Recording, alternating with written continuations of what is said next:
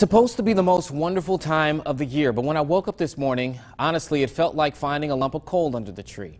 Another homicide in Peoria. It's the city's 22nd of the year, more than the past 2 years combined.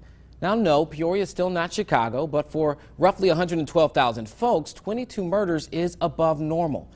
And maybe normal isn't a good word, because murder should never be normal. I'm sure for loved ones now mourning the death of 46-year-old Tina Harrison Diaz, shot Sunday, or today's victim, who hasn't been identified as of this broadcast, those families' lives will be anything but normal from now on, especially around the holidays. But to be clear, overall shootings are down, which raises the question, which is better, fewer shootings, more homicides, or more shootings and less homicides? I think we can agree, at least, less of both. But this is about more than statistics. There are real lives being taken away and impacted. People like Najee Murray, a Bradley University freshman, an innocent bystander in a house party. Another young adult was killed that night, and a 16-year-old arrested for their deaths. Or what about Markeisha Jeffries, a mother and newlywed, stabbed to death in a parking lot over a custody battle, not involving her, but between her brother and someone else.